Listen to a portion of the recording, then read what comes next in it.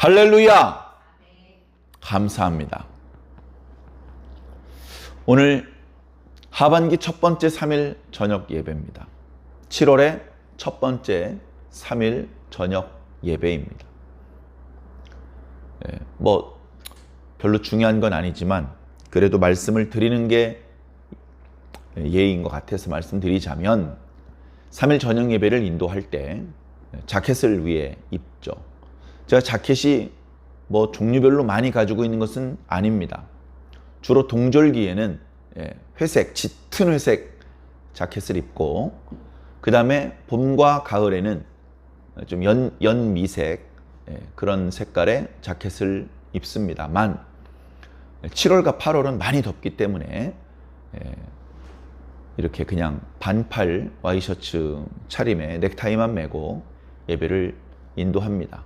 많이 더운 계절이니까 너그럽게 생각해 주시면 감사하겠습니다. 오늘 말씀에 이렇게 본문을 읽으면서 왠지 막 희망과 기대감이 차오르지 않습니까? 이제 본문이 짧고 오늘 예배가 좀 빨리 끝날 것 같은 희망을 갖는 경우가 있을 것 같아서 미리 말씀드리는데 짧게 끝내드리겠습니다. 일단 본문이 별로 길질 않아요. 자, 다윗이 대충 20세 때 골리앗을 때려 죽인 게 19살쯤 됐다고 생각하시면 될 것 같습니다. 그리고 매우 빠른 속도로 고속 승전을 해서 천부장까지, 요즘 말로 하면 천부장이면요 연대장 정도까지 올라간 겁니다. 군대에서 천부장보다 높은 계급을 가진 사람이 별로 많지 않아요. 거의 사울 왕 시대에 정규군, 그러니까 평소에 농사 지었다가 문제가 생길 때만 이렇게 전쟁에 참여했다, 이런 사람 말고 1년 12달 월급 받고 군인으로서 봉사하는 사람들, 직업 군인 3,000명 정도밖에 안 됩니다. 그러면 사울 왕 밑에 천부장이 꼴랑 3명이에요. 3명. 군사령관 아브넬이 있고요. 그 다음에 천부장 3명이 있고요. 그 다음에 이제 백부장이 있고 50부장이 있고. 참 국가라고 말하기에 조금 초라할 정도로 당신은 아직 아주 모양새를 갖추지 못했던 때입니다. 어찌되었던 골리앗을 때려 죽이고 다윗도 놀랄 정도로 많은 사람들이 다윗을 사랑하게 되었습니다. 이스라엘 여인들은 사울이 죽인 자는 천천히요, 다윗이 죽인 자는 만만이라며 자기 왕 사울보다 다윗을 더 축혀 세웠고, 신하들도 다윗을 좋아하고, 군인들도 다윗을 좋아하고, 자기 아들 요나단도 다윗을 사랑하고, 자기 딸 미갈도 다윗을 사랑하고. 사실은 사울도 다윗을 사랑했었어요, 처음에는. 그런데 돌아가는 분위기가 요상하게 돌아가는 거예요. 일단 이스라엘 사람들한테 가장 큰 사랑을 받는 사람은 본인이어야 되고, 그 다음이 다윗인 건 별로 신경 쓸 일도 아니죠. 그런데 이미 전세가 뒤집어졌어.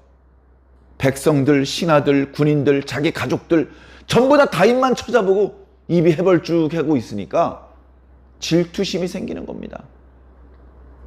그래, 하나님께서 다윗에게 기름을 부으시고 성령을 부으시고 자신의 범죄 때문에 자신의 아들 요나단에게 왕위가 물러가지 않고 그 왕위를 그 사울의 집안에서 뽑아가지고 다윗의 집안에 주기로 하나님께서 결정하셨음을 뻔히 알면서 하나님의 계획을 회방하고 가로막는 그런 일을 했어요. 참 안타깝습니다. 대략 이때 사울의 나이가 40세쯤 되었습니다. 대략. 그리고 나서 다윗이 40세래. 50세쯤 되었습니다. 거의 30살 정도 차이가 납니다. 정확히 생년월일 이런 건 말씀드릴 수 없지만 대략 그렇습니다. 사울이 왕이 된 지도 벌써 한 30년 된 겁니다. 다윗이 20살 때 사울의 군대의 천부장이 되고 막내딸이랑 결혼해서 사위도 됐습니다. 그러다 보니까 나이는 어리지만 자기보다 나이가 많아서 수염이 길게 자란 사람도 경리를 딱딱 붙일 수밖에 없는 높은 지위, 존귀한 사람이 된 것이죠. 그런데 그러거나 말거나 사울은 이제 더 이상 하나님께서 주신 성령을 다 잃어버리고 오히려 하나님께서 부리시는 악신의 괴롭힘을 받고 있었습니다. 그래서 때때로 다윗이 수금을 타면 그 찬양 소리에 악신이 떠날 때도 있었지만 나중에는 그 악신 때문에 다윗이 수금을 타고 있는데도 옆에 있는 단창을 다윗을 향해서 던지는 지경에 이르게 되고 말았던 것이죠. 몇 번 그렇게 밀었다 땡겼다 하다가 가만 보니까 사울이 다윗을 죽이려고 결심을 했어요. 잠깐 정신이 미쳐서 그런 게 아니고 정신이 온전할 때도 이 다윗 놈의 자식을 죽여버려야지, 이런 생각을 하고 있는 거예요. 요나단이 아니다, 우리 아버지가 그런 정도로 미치광이는 아니다, 내가 너를 지켜주겠다.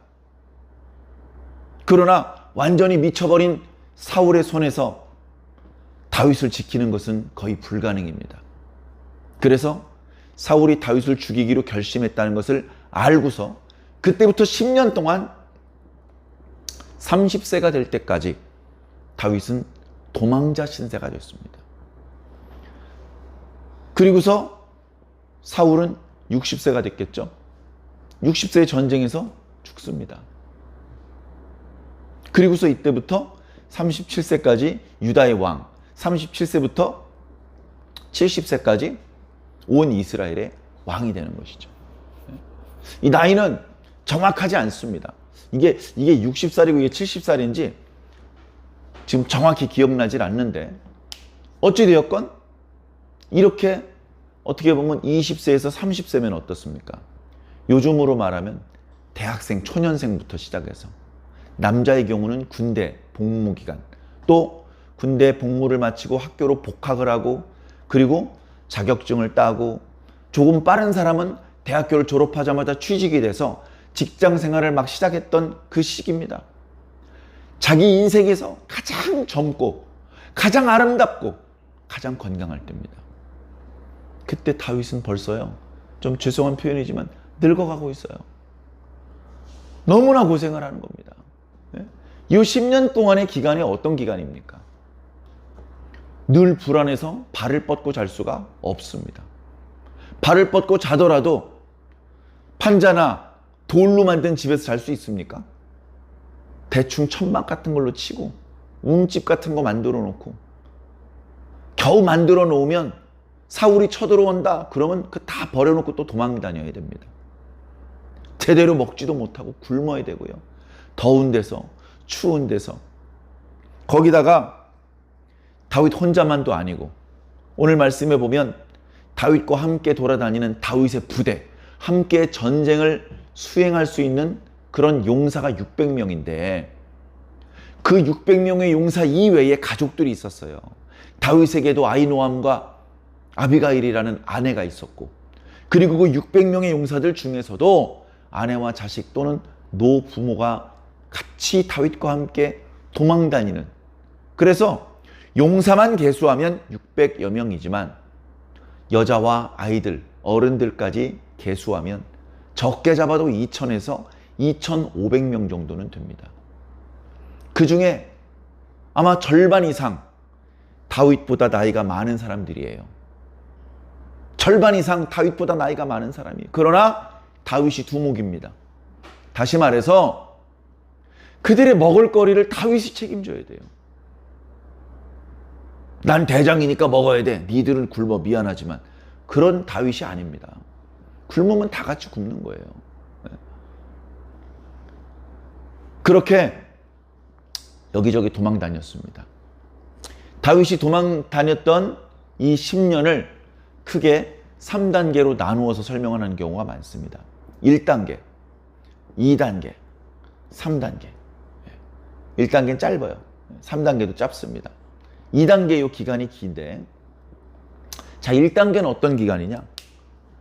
일단 사울이 자기를 죽인다는 사실을 알았어요. 그러니까 어떡합니까? 큰 두려움과 스트레스가 몰려옵니다. 그러니까 어떻게 해요? 도망가느라 정신을 못 차리는 거예요. 충분히 생각하고 충분히 기도해보고 그렇게 하지 못하고 조금은 허둥대는 듯한 모습을 보일 때가 많이 있었습니다. 이때 어떤 일이 있었냐면 이때 블레셋으로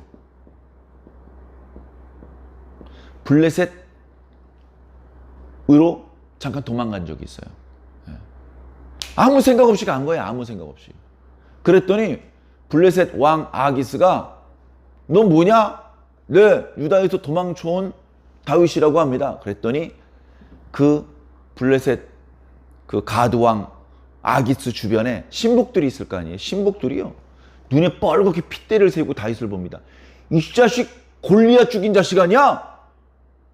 두목! 이 자식 우리가 죽여야 됩니다. 이놈 자식! 사울이 죽인 자는 천천히요. 다윗이 죽인 자는 만만이라고 하던 바로 그 다윗입니다. 우리 블레셋 족속의 원수예요. 원수. 그래가지고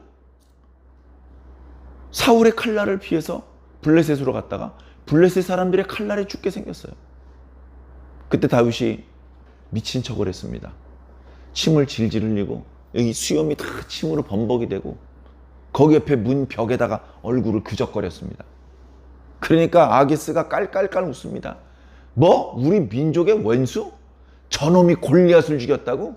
야, 내가 우리 블레셋에 미친 사람이 부족해서 유다의 미친놈까지 내가 거둬야 되겠냐? 야, 썩 쫓아내버려!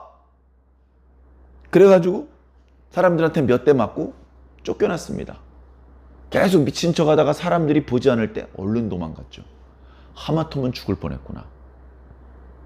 그리고 돌아와서도요, 계속 그런 식으로 허둥대는 경우들이 많이 있었습니다. 이때 모압에도 갔었어요. 모압. 내가 도망자인데, 내가 분명히 사울은 나를 반역자라고 누명을 씌워서 이스라엘 군대를 동원해서 나를 잡아 죽이려고 하고 있고 모든 이스라엘 백성들에게 다윗을 발견하면 신고하라고 그렇게 명령을 내려놨을 텐데 우리 아버지 어머니가 안전할까? 아니겠죠. 그러니까 어떡합니까? 빨리 고향으로 갑니다. 다윗의 고향이 어딥니까? 베들레헴. 거기 가가지고 아버지 어머니를 모셔가지고 어디 도망갈 데가 없어요. 그래가지고 생각한 게 모압입니다. 그래도 모압은 어때요? 증조 할머니 고향이잖아요. 다윗의 증조 할머니가 룻입니다. 룻. 증조 할아버지가 보아스예요. 보아스. 할아버지가 오벳, 아버지가 이세. 그러니까 그래도 기억이 가물가물하겠지만 모압에 가면 우리 증조 할머니네 고향에 먼 친척이 좀 있고 모압 사람들은 우리를 받아줄 거야. 거기에 모압 변방의 성읍이라도 하나 차지해가지고 거길 요새로 구축을 하면 거기까지 침공에 들어오진 못할 것이고 막아낼 수 있을 거야. 이런 생각을 했죠. 그랬는데 뜻밖의 사무엘 선지자가 가르치던 선지자의 제자 중에서 어떤 사람이 와가지고 다윗에게 하나님의 말씀을 전달해 주러 왔다면서 이렇게 얘기를 합니다. 야, 다시 이스라엘 땅으로 돌아가라. 언약의 땅 밖으로 나가지 마라. 그렇게 말하는 순간 다윗이 어떻게 했을까요? 아, 들어가면 죽어요. 라고 하지 않고 군소리 없이 즉시 순종을 했습니다. 그래서 블레셋 땅으로도 모압의 땅으로도 가지 않고 주로 유다 산지와 광야를 전전하면서 숨바꼭질을 했어요. 이제 두 번째 2기 때는요, 그래도 좀 안정이 되었습니다. 움직일 때 섣불리 움직이지 않고요, 먼저 기도를 합니다. 그리고 두 번째 중요한 특징은 전국에서 뭔가 억울한 사람들, 저 사울이 다스리는 이스라엘에서는 자신의 억울함을 해결할 수 없다. 가만 보니 다윗이 젊긴 하지만 그가 총명하고 그는 백성들의 억울함을 잘 풀어주는 사람이라고 하더라. 야, 우리 차라리 다윗의 편에 서자 해가지고 전국에서 사람들이 모여들었습니다. 처음에는 400명, 조금씩 늘어나서 오늘 말씀엔 600명이나 되었어요. 그래서 여기는 용사들이 다윗과 합류해서 작지만 부대를 운영하게 되었습니다. 자, 요즘 말로 부대원이 100에서 120명 정도 되면 중대입니다. 중대. 제일 수장은 중대장. 계급은 보통 대위입니다. 그런 중대가 3개 정도 모이면 300에서 400명 정도 됩니다. 그러면 대대가 되는 것이죠. 대대. 대대가 되면 한 300에서 400명 됩니다. 그러면 다윗은 대충 2개 대대 정도를 통솔하는 군 지휘관의 역할을 하고 있는 거예요, 지금. 자, 이때 사울은 부당하게도 다윗을 죽이기 위해서 이스라엘 군대를 동원합니다. 여러분 생각해 보세요. 우리나라의 영토를 어떤 나라가 뺏어갔어요. 우리나라 국민을 잡아가고 때리고 죽였어요. 그럼 우리나라 군대가 구경해야 됩니까? 아니면 목숨 걸고 나가서 싸워야 됩니까? 목숨 걸고 나가서 싸워야죠. 그거 하자고 군대가 있는 것 아니겠습니까? 우리나라의 국민과 영토를, 주권을 수호하기 위해서 군대가 있는 거잖아요. 자, 근데 그 군인들 데려다가 자기 이사하는데 이삿짐 날르게 시키고 자기 농사 짓는데 모내게 시키고 그럼 되겠습니까? 안 되겠습니까? 그런 사적인 일은 군인들을 시키면 안 되죠. 다른 사람들한테 비용을 주고 그 사람들한테 일을 시켜야죠. 맞죠? 자, 다윗은요, 죽일 만한 죄를 저지른 적이 없습니다. 반역을 일으킨 적도 없고 왕의 명령을 어긴 적도 없고 오히려 그 누구보다 충성스럽고 높은 군 지휘관이면서 왕의 사위이기 때문에 왕궁에서 사울의 가족을 빼고는 다윗만큼 존귀한 자가 없습니다. 근데 다윗을 왜 죽이려는 겁니까? 요나단이 하루는 감히 자기 아버지한테 왜 자꾸 다윗을 죽이려고 합니까? 뭘 잘못했습니까? 그는 우리 군대에서 가장 충성을 많이 한 사람입니다. 오히려 표창을 하셔야 됩니다. 그렇게 말했을 때 할 말이 없었어요. 사울이 할 말이 없었어요. 그러니까 죽일 만한 죄가 없는 다윗을 죽이려는 것, 그리고 그런 사람을 죽이기 위해서 군대를 동원하는 것, 이거는 너무나 큰 범죄를 저지르고 있는 것입니다. 자, 그러다 보니까 불미스러운 일이 자꾸 생겨요. 자, 이때 10이라는 지역에 있는 사람들이 사울에게 고발합니다. 저희 동네에 다윗이 숨어 있습니다. 저희 동네에 얼른 오셔서 다윗 일당을 잡아가십시오. 저희들이 적극적으로 돕겠습니다. 일이 다 끝난 이후에 포상하는 거 잊지 마십시오. 뭐 이런 얘기가 있었겠죠. 그래서 수도 없이 많이 도망 다녔지만 결정적으로 2차례 다윗이 정말로 잡힐 뻔했습니다. 한 번은 다윗이 굴 속에 숨어 있었는데 그 굴 앞에까지 사울의 군대가 왔습니다. 다행히 다윗의 일행이 굴 안쪽 깊숙한 곳에 있는 것을 모른 채 한낮의 더위를 피해서 사울이 잠깐 굴 안쪽에 들어가서 낮잠을 잤습니다. 달려가서 한 방에 죽일 수 있는 그런 상황이었죠. 그러나 죽이지 않았습니다. 또 다른 일이 있었습니다. 그때도 다윗의 일행들이 도망가기 좀 어려운 상황이 있었습니다. 물론 처음보다는 조금 유연하게 대처를 하긴 했죠. 야밤에 정탐을 갔습니다. 하나님께서 그들을 깊게 잠들게 하셔서 그들이 자고 있는 데 사이를 왔다 갔다 다녀도 아무도 모릅니다. 같이 따라갔던 아비새가 드디어 당신의 원수를 하나님께서 당신의 손에 붙이셨습니다. 당신의 손을 더럽히실 것 없습니다. 저에게 명령만 내리십시오. 제가 가서 한 방에 찔러 죽이겠습니다. 2번 찌를 것도 없습니다. 다윗이 또 금지시킵니다. 하나님께서 기름 부은 자를 우리가 죽이면 우리가 저주를 받는다. 만약에 그가 범죄하여 죽어야 된다면 하나님께서 하나님의 방법으로 죽이든지 어떻게든 하실 것이다. 우리가 하는 일이 아니다. 그리고 또 지나가죠. 그래서 이 기간에 다윗은 안정감을 찾습니다. 기도하고 기도할 때마다 응답받는 체험을 합니다. 따르는 사람들이 다윗이 허둥대는 것을 보는 것이 아니고 상당히 안정감 있는, 나이는 상당히 어리지만 생각이 깊고 안정감 있게 그 무리를 지휘하는 것을 목격하면서 존경심이 점점 커지고 충성심이 더 커졌습니다. 그리고 하나님께서 허락하셔서 사울을 죽일 수 있는 기회도 2번이 있었지만 죽이지 않고 살려줄 수 있는 그 여유까지 생겼습니다.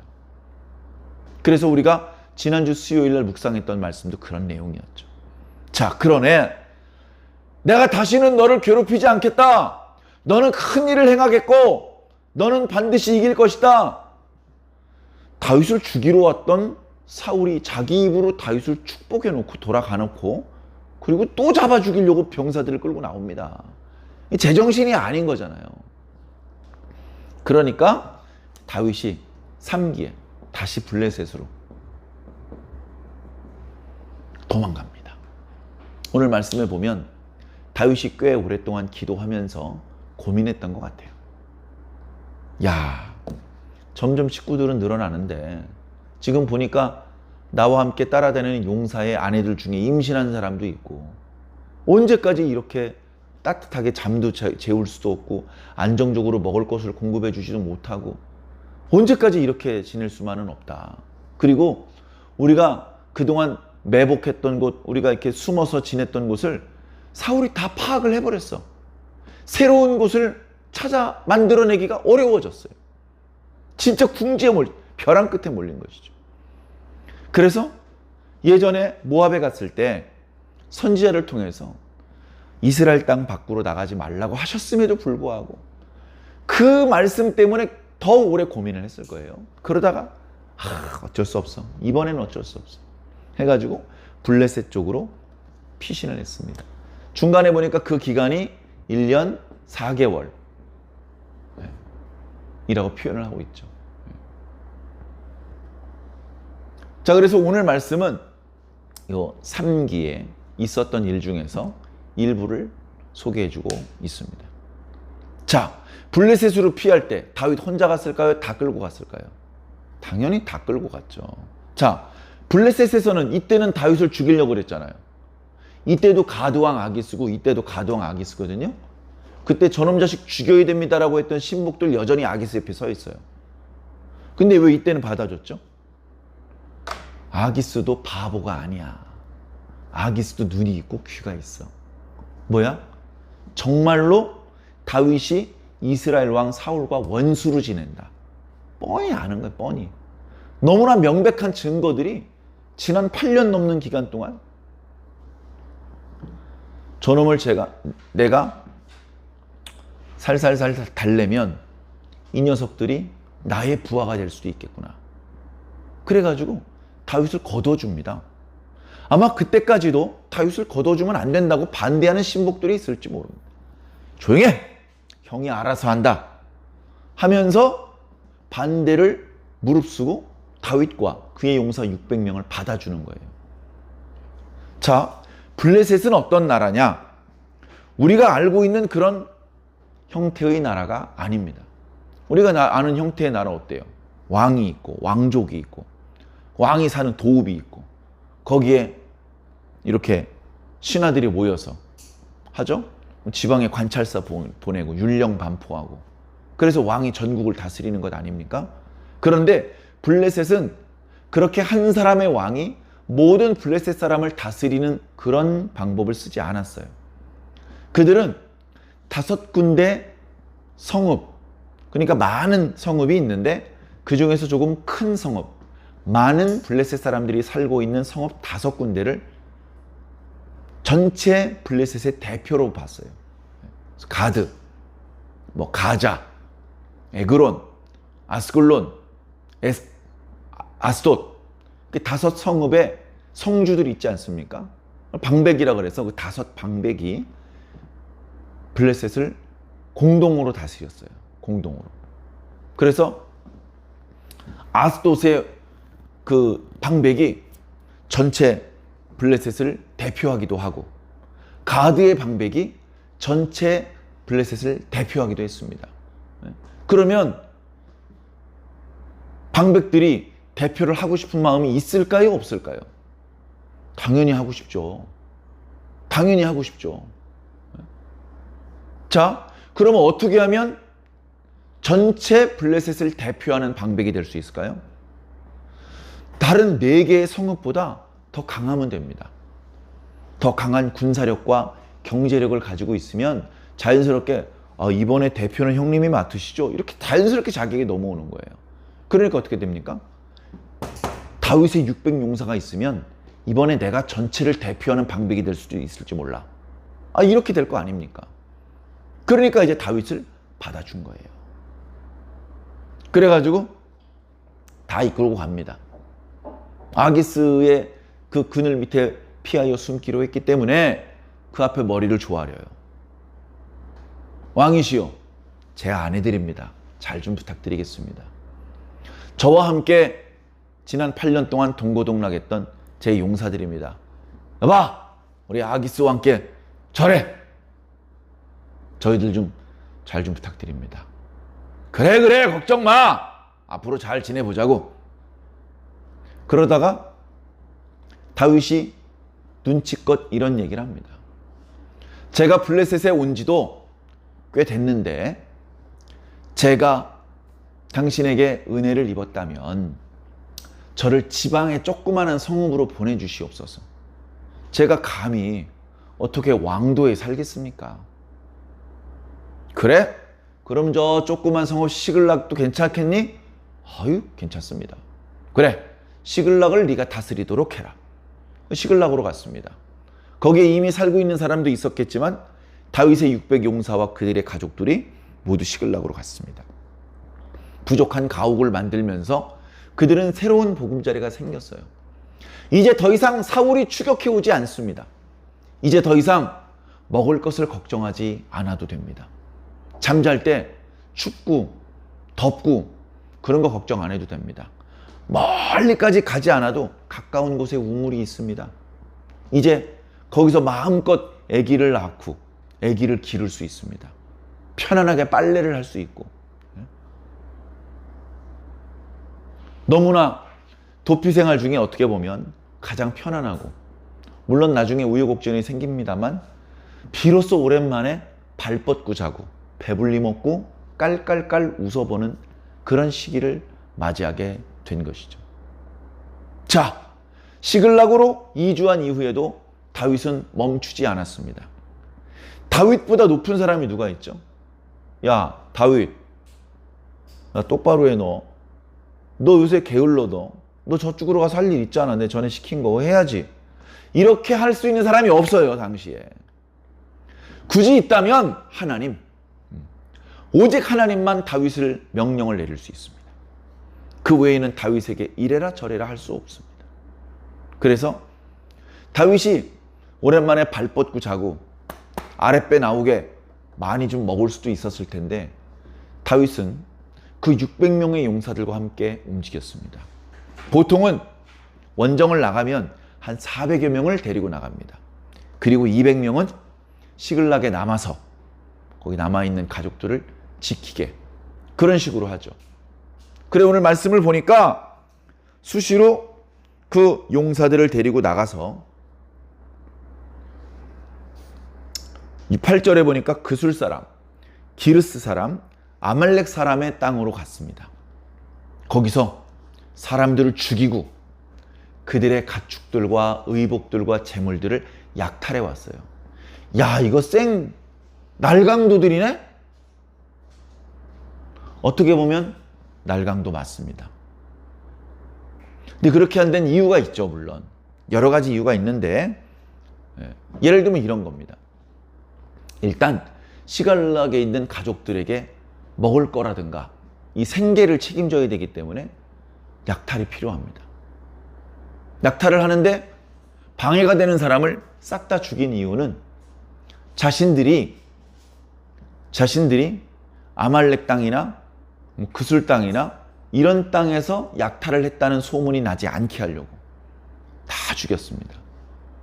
그리고 거기서 약탈해온 노략물들 중에 상당 부분을 아기스한테 바치는 거예요. 형님, 저희가 이번에 어디 가가지고 한탕했습니다. 형님, 좋은 거 몇 개 챙겨왔는데 형님 받아주세요. 이렇게 해서 아기스의 신뢰를 쌓고 아기스와 관계를 좋게 하려는 것이죠. 그런데 그때 아기스에게는 뭐라고 말했냐? 저희요? 저희 유다 남쪽 지방하고요. 여기 네겝이라는 것은 남방이라는 뜻입니다. 그 다음에 여라무엘 남방하고요. 겐 사람의 땅 남방 그쪽 좀 공격을 해가지고요.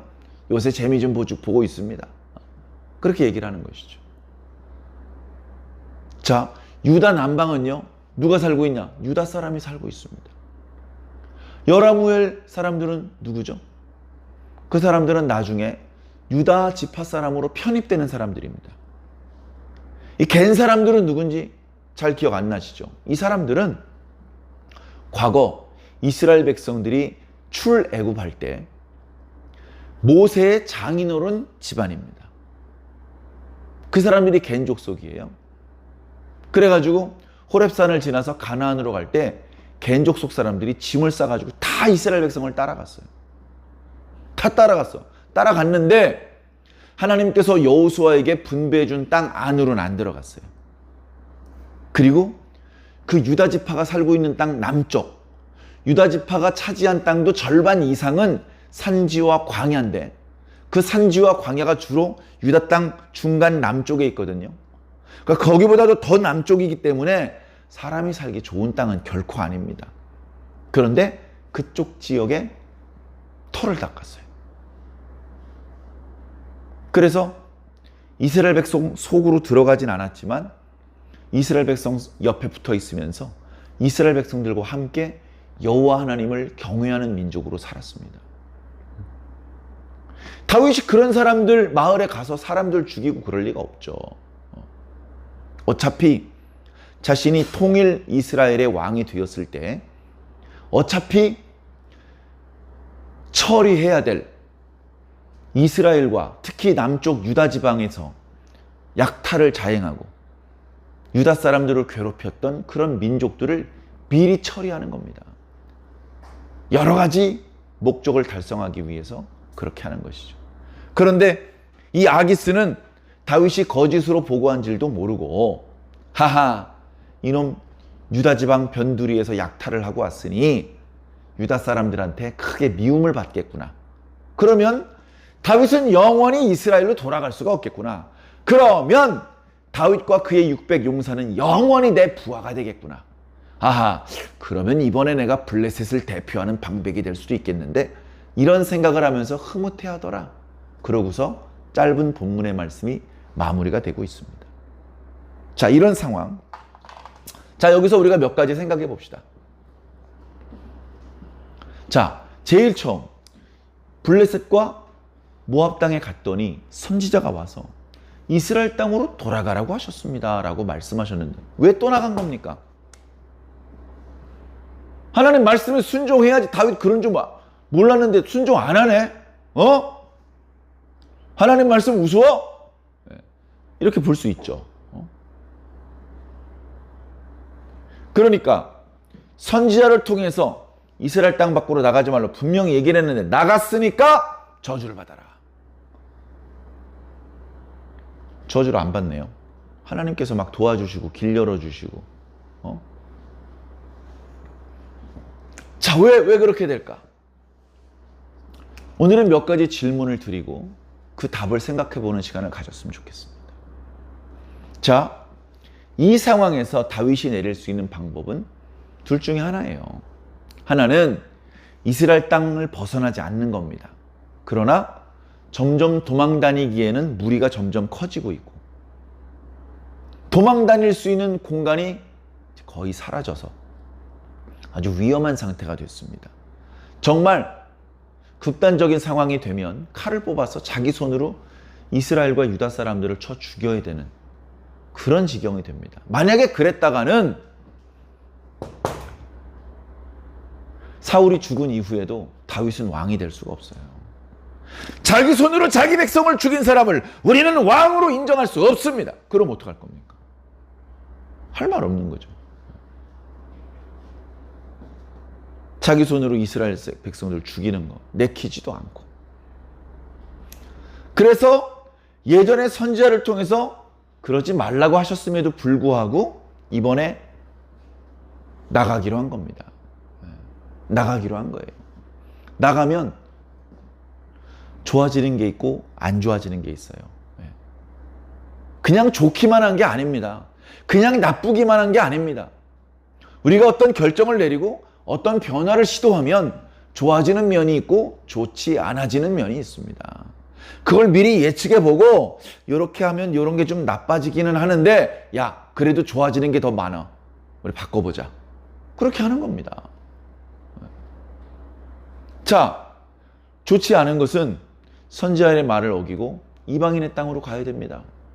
그러면 자기 가족들, 자기 용사들이 여호와 신앙에서 자기도 모르게 우상 숭배 문화가 젖어들 수 있어요. 네? 그럼 작은 것을 얻으려다 큰 걸 잃어버리는 게 될 수 있거든요. 네. 그리고 잘못하면 이 블레셋 사람들과 어울려가지고 이스라엘과 전쟁을 하는데 이스라엘을 죽이는 선봉대가 될 수 있습니다. 블레셋으로 들어가면 그런 안 좋은 점들이 있어요. 좋은 점은 뭘까요? 좋은 점은 뭐냐면 사울이 자기를 추격하지 않아. 더 이상 자기를 추격하지 않아. 그러면 이제 거기 군대 여기저기 막 수색하러 다녔던 그 군인들도 힘들고 이스라엘 백성들도 다 힘든 거예요. 근데 그 이후로는 다시는 수색을 하지 않았다. 그러니까 그 군인들도 이제 좀 쉬는 거죠. 그리고 다윗과 함께한 사람들이 이제 도망다니는 두려움과 피곤함과 배고픔과 불편함을 겪지 않아도 되는 것이죠. 그걸 다윗이 너무나 잘 알고 있을 것입니다. 다윗이 너무나 잘 알고 그 부분을 주의한 것이죠. 그래서 약탈을 하더라도 유다 사람들이 있는 쪽으로 안 갑니다. 그리고 가드에서 살다가 잘못하면 자기와 함께한 가족들마저 다곤 신전에 가서 굽실굽실 될 수 있기 때문에 얘기를 한 겁니다. 저희 밖에 나가서 따로 살게요. 아기스 왕을 무척 존중해 주는 것처럼 얘기를 하는데 사실은 뭐죠? 자기 사람들 우상 숭배 문화에 젖어들지 않게 하려고 시글락에 모여서 자기들끼리 하나님께 기도하고 자기들끼리 하나님께 제사를 드리기 위해서 그렇게 따로 살았던 겁니다. 그러니까 블레셋으로 나갔을 때 좋아지는 거 그건 그대로 계속 누리고 나빠지는 거 그걸 예방해 나가는 거예요. 그걸 예방해 나가는 거예요. 그 좋은 것만 취하는 것이죠. 하나님께서 이때는 다윗이 그렇게 할 수 없는 때였기 때문에 주의를 주신 것이고 이때는 능수능란하게 상황에 맞추어서 좋은 것은 취하고 좋지 못한 것은 버릴 수 있는 그런 지혜가 생겼기 때문에 이때 블레셋으로 나가는 것은 하나님의 말씀을 거역한 불순종이거나 건방진 행동이 결코 아니라는 거예요. 하나님의 선지자가 가가지고 너 임마 몇 년 전에 얘기했는데 말이야 말 안 듣고 짜식이 말이야 이렇게 누구 선지자 보내셨습니까? 안 보내셨어요. 여전히 블레셋에서 기도하는 다윗의 기도를 계속 들어주고 계셨습니다. 자, 또 두 번째 생각해 봅시다. 약탈을 하잖아요. 약탈. 아니 농사 짓고 그죠? 그 다음에 다윗이 양 치는 거 잘하잖아요. 양 50마리 맡겨놓으면 2년 만에 200마리 만들어 놓잖아. 그런 식으로 재산을 불리고 그런 식으로 식구들 먹을 것을 공급해 주면 되는데 굳이 가서 이 사람 저 사람 죽여?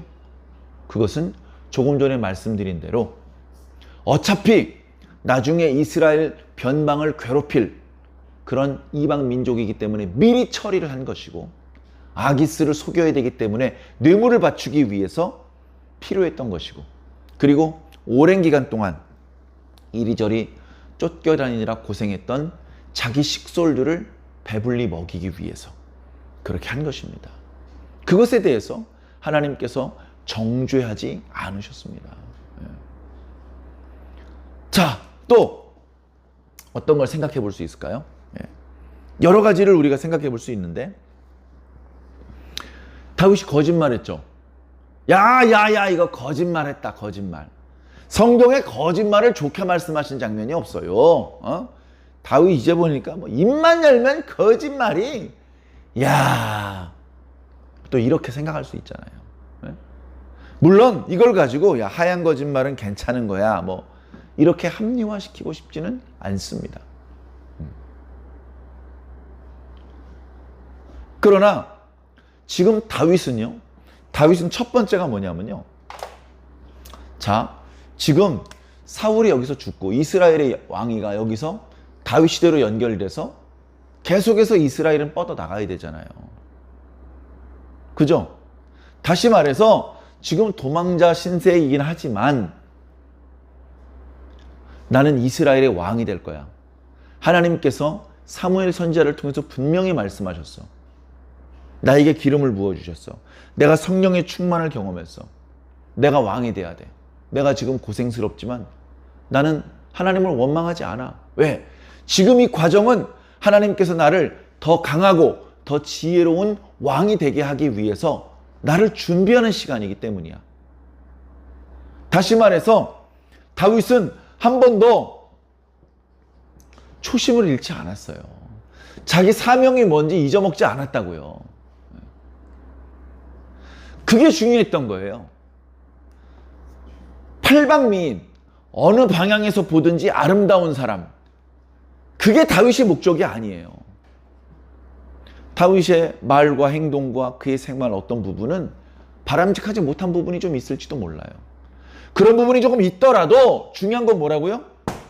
자기에게 주어져 있는 사명을 완수해내겠다, 이게 중요한 거예요.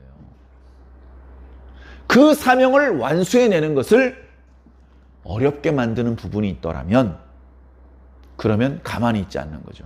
야, 남겨지 말고 다 죽여. 왜? 그 중에 몇 사람 불쌍하다고 살려주고 데리고 가고 그랬다가는 다윗이 나중에 이스라엘의 왕이 되는데 큰 걸림이 될 수 있어요. 오늘 말씀에 다윗이 그걸 두려워했다라고 말하잖아요. 무서워서 벌벌벌 떨었다, 이런 뜻이 아니고, 다윗은 뭘 두려워했느냐? 하나님께서 자신에게 주신 사명을 감당 못할까 봐 그게 두려웠던 거예요.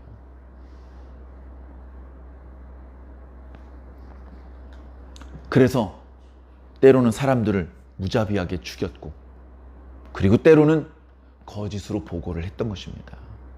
그 모든 것들은 자신에게 주어져 있는 사명을 감당하기 위해서. 자, 거꾸로 한번 생각해 봅시다. 오늘 저와 여러분들에게는 어떤 사명이 있습니까? 목사님이 시킨 거 말고요. 물론 하나님께서 목사님을 통해서 사명을 주실 때도 있습니다만, 결국은 기도하는 과정에서 그 목사님의 지시가 하나님의 지시였구나라는 걸 스스로 느끼고 체험을 해야 돼요. 내가 하나님께 부탁받은 거, 내가 주님께 명령받은 거, 내가 주님께 받은 임명장, 내가 주님께 받은 사명장에는 뭐라고 써 있는지 내가 알아야 되잖아요. 주님께서 나한테 주신 사명은 무엇일까? 그거 다 알고 계십니까? 그걸 나 스스로 아는지 첫 번째 생각해 봐야 되고요. 두 번째, 그 잊어먹진 않으셨습니까? 지금 중단 없이 수행하고 있는 거 맞습니까? 자, 지금 20살부터 30살까지 다윗은 아직 왕이 아니에요. 왕이 아닌데 이스라엘의 왕이라는 하나님의 사명을 감당하는 중이에요. 왕관은 이때 썼지만 이때 이미 하나님께서 주신 사명을 감당하고 있었다고요. 어떤 사람에게 하나님께서 목사라는 사명을 주셨습니다. 그런데 나이가 이제 23살이야. 군대 갔다 와서 아직 대학교 졸업도 못했어. 그런데도 아직 목사 안수를 받은 게 아닌데도 난 목사가 돼야 돼. 다른 친구들 놀러 다닐 때 다 똑같이 놀러 다닐 수 없어.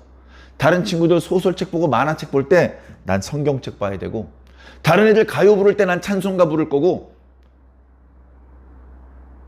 나는 다르게 살아야 돼. 그러면 그 사람이 목사고 양복 입고 강단에서 설교하는 건 아니지만 이미 그는 하나님께서 주신 사명을 감당하고 있는 겁니다. 주일학교 어린 학생들도 하나님께서 주신 사명을 현재 감당하는 그런 어린이가 있고 못하는 어린이가 있는 거예요. 첫 번째는 내가 사명을 받았다는 사실, 그리고 그 사명이 어떤 것인지에 대한 분명한 이해가 있어야 됩니다. 다윗은 하나님께서 자신에게 주신 사명이 왕이라고 생각해 본 적이 없어요. 왜? 왕은 하나님이시지 자신이 무슨 왕이야. 나는 지도자야. 지도자. 다시 말해서 양의 주인은 저쪽 저 어르신이고 나는 지금 이 양을 돌보는 목자야. 그런 자의식, 사명의식을 가지고 살았어요. 그러니까 왕관을 쓰고 있으면서도 교만하지 않고 항상 하나님께 여쭈어 보는 일평생의 모습을 살았죠. 여러분들은 어떻습니까? 주님께 받은 사명은 어떤 내용입니까?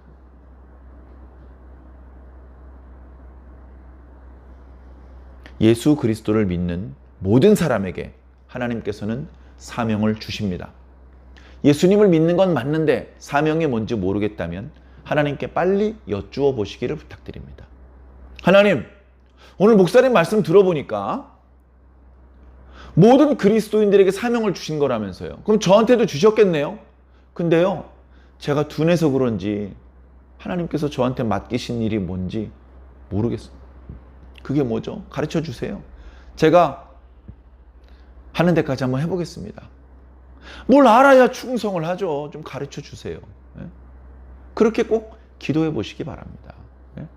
하나님께서는 사명과 함께 사명을 감당할 수 있는 능력을 주십니다.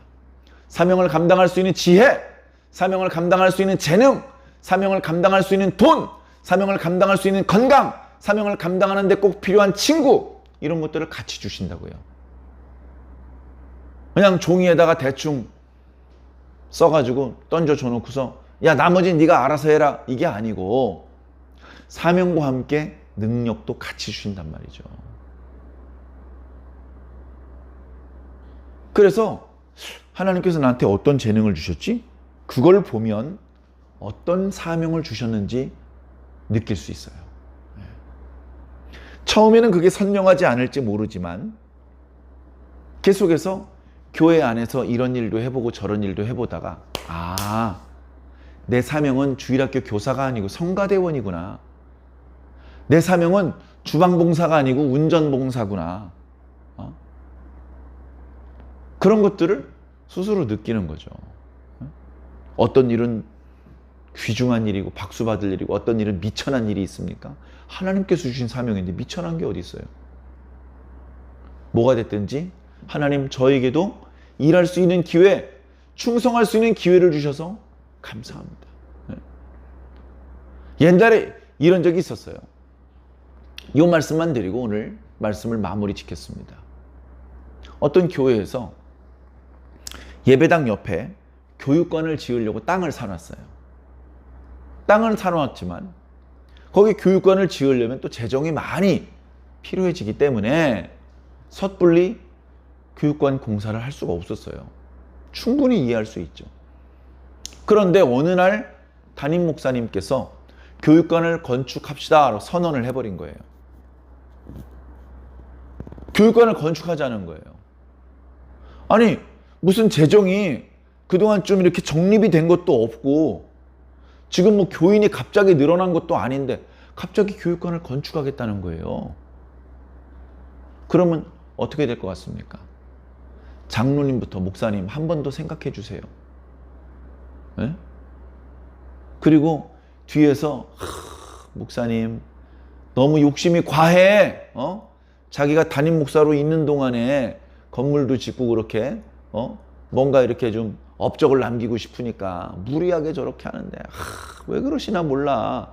왜 성도들의 마음을 이렇게 몰라주시지? 이렇게 말하는 성도들 틀림없이 있습니다. 자, 그런데 조금 방향을 바꾸어서 다시 그 일을 살펴보면 이런 겁니다. 하나님께서 그 교회 목사님을 보고 장로님을 보고 집사님을 보고 학생들 어린이를 보니까 너무나 사랑스러워. 막 복을 주고 싶으셔. 복을. 그래가지고 복 받을 수 있는 기회를 주신 겁니다. 복 받을 수 있는 기회를 주신 겁니다. 교회 건축 뭐 하면은 뭐 목사님은 좋을 것 같습니까? 목사님도 힘들어요. 월급도 다 못 가져가고요. 네? 성도들은 주일에만 교회 오지만 목사님은 맨날 장화 신고 이거 노가다 합니다. 그러나 하나님께서 주신 사명이고 명령이니까 순종하는 거죠. 네? 입이 이렇게 나와가지고 불평하고 그러지 말고 하나님께서 나에게 복 받을 수 있는 기회를 주시는구나. 야, 진짜 이런 큰 복을 받을 수 있는 기회는 자주 오는 게 아닌데 아이고 하나님 기회를 주셔서 감사합니다. 이렇게 나와야죠. 네? 자, 한 교회가 뭐 교육관 건축공사 같은 걸 한다고 칩시다. 그러면 당연히 노회 모임에서 저희 교회 이제 다음 달이면 교육관 착공을 합니다. 설계도 끝났고 구청에 건축 허가도 받았습니다. 건축업자 도급 계약도 끝났고요. 이제 다음 달이면 착공이니까 기도들 좀 해주십시오. 얘기를 할 거 아닙니까? 그럼 목사님도요. 뒤에서 뭐 하는지 압니까? 인간은 어쩔 수 없어요. 인간은 욕합니다. 아니 지금이 어느 때인데 공사를 저질러. 같은 노예 식구라서 모른 척 할 수도 없고 그 공사하면 몇백만 원이라도 좀 이렇게 해주고 해야 되는데 정말 부담돼 죽겠네. 인간이기 때문에 그런 생각이 잠깐은 스쳐갈 수 있다고요. 그러나 기도해보고 다시 생각하면 뭐죠? 하나님, 저 교회 덕분에 우리 교회도 복 받을 수 있는 기회를 주시니 감사합니다. 예? 우리 교회도 복 받고 싶은 사람이 전국적으로 혹시 건축 헌금 좀 하면 할 수 있을까요? 저 건축 헌금 드리면 혹시 받아주시나요? 네. 전국에서 크고 작은 헌금들이 모이는 겁니다. 이 얼마나 아름다운 모습입니까? 모두가 복 받는 거예요. 모두가. 사랑하는 성도 여러분, 우리가 신앙을 하는 과정에서 그런 일들이 덜어 있을 것입니다. 기도하지 않은 상태에서의 내 관점으로는 이해가 안 되고 마음에 들지 않고 불평이 나올 수밖에 없는 그런 일들도 있을 수 있습니다. 그러나 기도를 충분히 해보고 다시 생각해 보시기를 부탁을 드립니다. 그것은 내가 편하게 이제 좀 쉴만 하니까 나 골탕 먹이려고 하나님께서 일거리를 던져주신 게 아니고 하나님은 사실 그거 필요 없는데 나 복 받을 기회 주시는 거구나. 내가 조금만 잘하면 큰 복 주시려고 하나님께서 판을 깔고 계시는 거구나. 그걸 느끼고 감사해야 돼요. 우리 각자에게 주신 사명. 나 그냥 적당히 주일 예배만 드리다가 그냥 꼴찌로 천국 들어가면 안 되나? 꼭 내가 앞장서야 돼? 내가 꼭 구역장 해야 돼? 내가 꼭 뭐 교사 해야 돼? 성가대 해야 돼? 귀찮아 죽겠네. 귀찮아하지 마시고 복 받을 수 있는 기회를 주셔서 감사합니다. 하나님, 쟤들한테는 안 주시는 사명 나한테 주셔서 감사합니다. 근데 제가 잘 감당을 못하네요. 더 잘 감당할 수 있는 지혜와 능력을 주시옵소서. 이미 주셨는데 제가 잘 개발을 못 시켜서 써먹지를 못하는데 잘 개발할 수 있도록 도와주시옵소서. 그걸 기도하는 겁니다. 우리 그리스도인들은. 제가 주님께 받은 사명은 무엇입니까? 이 사명을 제대로 잘 감당해서 난 뭘 해야 됩니까? 하나님, 이거를 하려면 돈부터 시작해서 제 사생활도 조금 양보를 해야 되는데 근데 이게 저 골탕 먹이시려고 이렇게 사명을 주신 게 아니라 저 복 받으라고 이렇게 사명을 주신 거군요. 그걸 깨닫고 나니 너무 감사합니다. 정말 정말 감사합니다. 그렇게 기도하면서 감사하면서 일하는 거예요. 그러면서 내가 성장을 하는 겁니다. 사랑하는 성도 여러분, 어떤 일이 여러분 앞에 있더라도 그 일이 여러분의 마음에 들든지 들지 않든지 동요하지 마시고 항상 기도하며 예배드리고 말씀을 중심으로 생각하시면서 나중에는 자신도 모르게 훌쩍 성장해 있는, 그래서 주님께서 좋아하시는 열매를 많이 맺을 수 있는, 그래서 칭찬받는 주님의 좋은 일꾼들이 모두 되시기를 예수님 이름으로 간절히 축원합니다. 아멘.